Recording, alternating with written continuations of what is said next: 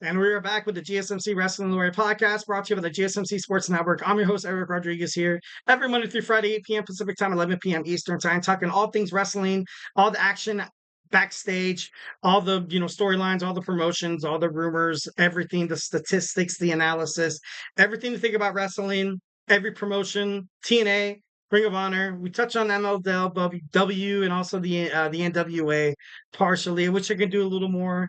But this is an hour wrestling show. That'd be like like 2 hours, maybe 3 hours. Who knows? Well, yeah. Now we're gonna jump on into our wrestling news roundup. We're gonna talk about some of the hottest headlines happening within the world of professional wrestling. So let's go ahead and get that up and running. So let's do it. All right. First and foremost, we have The Rock. We have The Rock explains the decision to return to WrestleMania 40. Obviously, you had the documentary come out with WrestleMania 40, the WrestleMania under the Paul Levesque era, and it did reveal a lot of stuff. And it was, I can't wait to watch it. I've watched, some highlights, some promos and stuff like that, and it looks pretty dynamite. The decision to kind of bow out of the main event against Roman Reigns was ultimately a decision that The Rock kind of had to make. The fans were deeply upset that they didn't get a chance to watch to watch Cody Rhodes finish his story. The choice to plead it was crazy. It was crazy because you kind of had the choice to kind of you know for the WrestleMania main event. You could have had The Rock against Roman Reigns, more of like fans would have loved that. Fans, I honestly wanted to see that more than Cody and Roman. That's because I'm like, a little bit more of an older generation wrestling fan. And, that's something that doesn't offend me. I know I'm old. I'm just kidding. I know I was, watched the Attitude Era, grew up during the ruthless aggression era. And now you just want to see WWE kind of become something really awesome. And so you kind of had the choice to plead to a broader audience or tell an amazing story that WWE fans like me, and I fell for it too, that could build off of. And I wanted Roman Reigns to fight The Rock. But then we got Cody and Roman. We're like, all right, obviously my wife was super excited about it. And I was like, okay, great. Like, oh, Cody's cool and all, but he's not really that superstardom yet. Sure, he did some time with Ring of Honor. Sure, he did some time with New Japan Professional Wrestling, created AEW, and now he's back. Yeah, that's cool, dude. That's cool, dog. I didn't really respect him much as a wrestler. I kind of hated it when he came back, to be honest. When he won at WrestleMania 40, I got to be honest, I got goosebumps. It was crazy. It was crazy. Even I was shocked. I was like, dude, what the hell is going on with me? I almost went to the hospital. I was like, dude, I think I'm having a stroke. I'm just kidding. No, but I was like, that's crazy. I teared up, cried a little bit. I was like, dude, this is so freaking cool. Why am I enjoying this? It just made sense. It just made sense. Something that The Rock brings to professional wrestling. The reason why he's in the chair, in TKO in terms of WWE, it's not by accident. It's not like TKO was like, oh yeah, let's just put The Rock because he used to wrestle. Yeah, yeah, yeah. And he did some Hollywood movies. Cool. The Rock cares about wrestling. The Rock cares about WWE. The Rock cares about storytelling. And that's something that happened really, really well. He bowed out. He was like, you know what? Cody Rhodes needs to finish the story at WrestleMania. I'm going to put aside my selfish views. I'm going to create this final boss persona. And then we're just going to have Cody Rhodes just take over WWE, and which, kind of did. Kind of crazy. So, yeah, definitely. I think it's, pretty badass. WWE NXT sees viewership decrease. Overall, I felt like this episode of NXT on Tuesday was pretty cool. You had that Brooks Jensen kind of thing with Shawn Michaels that, kind of breaking the fourth wall a little bit. You kind of had Brooks Jensen depicted as as a raging alcoholic. You know, you're kind of blurring the lines between reality and professional wrestling, and that's cool and all. And then you also had Lola Vice come out, and I felt like she could have cut a better promo than it was the truth. I get it sometimes, but then sometimes the truth isn't as good as like a lie in terms of like entertainment and in terms of professional wrestling. Lola, talking about her mom, talking about her parents, and it was like one of those things where like even I nodded my head. I was like, okay, like that's awesome, that's great. But it did kind of lose me, and I'm not trying to sound mean or insensitive or like melancholy. I'm not trying to be not trying to be an arse.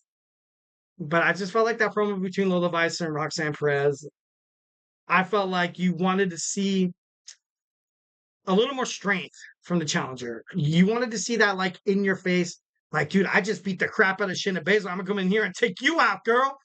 But that didn't happen. That didn't happen. You kind of had that approach when it comes to persuasion. What I've studied in college, you have the ethos, pathos, logos. Obviously, logos, appealing to logic. Got got ethos, ethical principles, and stuff like that. But they went totally pathos, emotional appeal. Let's get tears. I want these people to cry on their shirts and it just becomes translucent because I'm not sweating. It's all my tears. I'm just kidding. No, but I don't know. I just, I feel for it. But like the moment she kind of did that, I was like, you know what? I love Lola Vice. Like Wesley, I appreciate the journey. I respect the journey. But this is wrestling. This is professional wrestling. It's entertainment. It's entertainment. So honestly, I kind of think Roxanne Perez. I want Roxanne Perez to win this match. To be honest, to be brutally honest. All right. So I don't know why this isn't working. There we go. So next we have Mercedes Mone. Her response to being seen with Shane McMahon. Um, Something that I kind of thought about. Obviously, AEW is doing really well for being like kind of like a baby company. AEW needs a lot of traction, needs a lot of attention. I think Shane McMahon would definitely bring a lot of attention to Tony Khan's promotion, but like kind of like the wrong attention. I feel like if I see Shane McMahon go on AEW, you automatically think it's like, okay, Shane's only there to spite WWE, and Tony Khan only has him there to spite WWE. He's not there for creative purposes. He's not there to wrestle. He's not there to be like an official creative officer. He's not there to do any of that. He would just be solamente there just to like kind of push their numbers. And for that, I don't like it. I don't think that's cool. Not at all. Obviously, Shane McMahon had something to do with the business side, which Tony Khan has kind of reiterated that he's a professional like genius and stuff like that. He may be. He may be. But just the way it's kind of received so much attention in this kind of limelight in terms of AEW. Because when you saw Shane McMahon talking to a WWE superstar, I thought it was Daniel Bryan. But I guess it was Mercedes Mone in an airport. They linked up together. They recognized each other. They had a good conversation. Throughout ringside news, cage side seats, throughout, Sports Illustrated, PW Insider, you name it. You had that main headline. You had that main headline of Shane McMahon is AEW.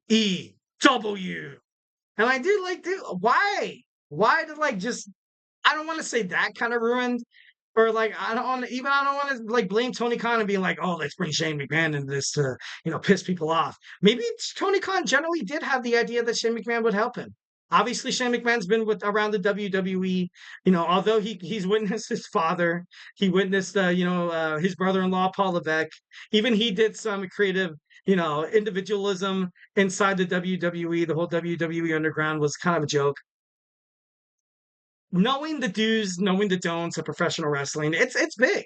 It's big. Having anybody come in there and be like, "Oh yeah, we did that over here," and that didn't really work out.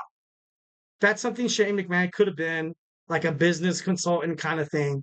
Didn't really need too much publicity, but we're the media. We talk about stuff like that. I kind of did do a segment as well talking about is Shane McMahon going to go all elite? That's just something that we talk about. That's just something that we do. We kind of jump the gun on a lot of stories because you know it creates for entertainment. People want to watch that kind of stuff. But ultimately, like I said before, Shane McMahon, I feel like isn't going to go to AEW.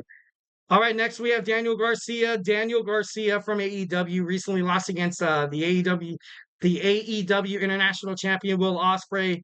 Got attacked by MJF, created MJF's full heel scene. Pretty badass. Small brag, small brag. Done chilling. Done chilling. Daniel Garcia, despite his recent push, has been his AEW contract is expiring. I don't know when it's going to expire. It's going to expire within the next month and a half.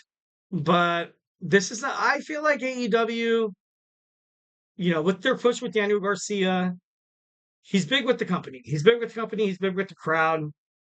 I feel like he is more of an AEW international champion, and Will Ospreay should focus on the heavyweight kind of main card there.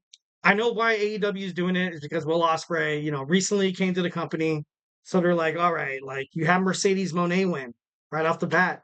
You had who else signed? You had Kazuchika Okada. He automatically won right away too. Jack Perry won. He won right away too. So then you have Will Ospreay come in. Obviously, he won right away too. He's an AEW national champion. Like that's no surprise. It's not by any coincidental purposes and stuff like that. You got to butter him up. Hey, if you come over to our promotion, we'll give you this much money and a title. We'll get all the attention around you, and you're going to be big. You're going to be big, kid. And that's a conversation that I feel like Tony Khan isn't really ready to have with Daniel Garcia. But I think he does pretty good moves. He does pretty good moves. He wrestles. He does great. He's not the most like when you think of AEW, you don't think, oh, Daniel Garcia.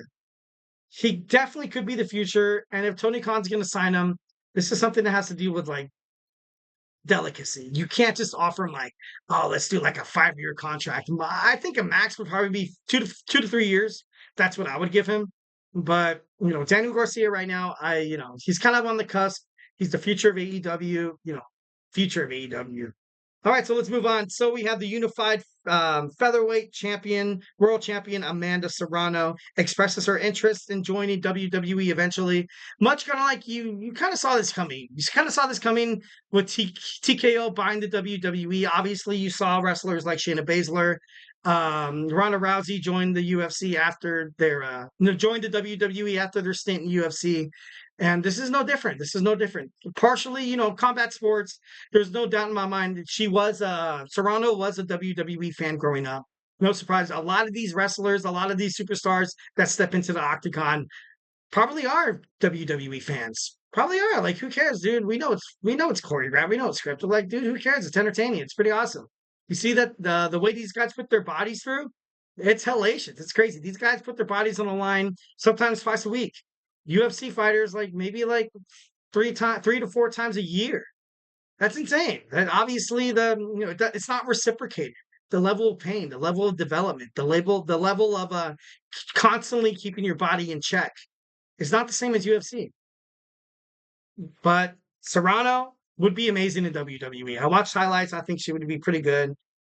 Avoiding that no Ronda Rousey, who constantly botched matches, constantly hurted other superstars and stuff like that, had a bad attitude. But I feel like that's kind of something that, like, when you come out of the UFC, you may kind of have that bravado, that ego, that was like, some people do come in kind of a little disgruntled. They're like, dude, all right, I fought in a sport that was real fighting. Yeah. Like, dude, like, hey, grow up, get over yourself, dude. Like, are you serious right now?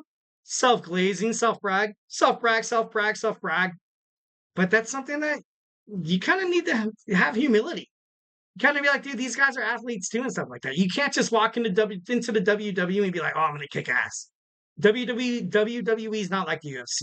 You get a lot more cues. It's the entertainment factor. It's probably harder than the UFC. UFC, you can go out there for like you 5 3-minute rounds. You can go out there for like a minute and a half, get knocked out. You can go out there for a minute and a half to start flailing around or just start like, oh man, like you can get that match done in like a minute.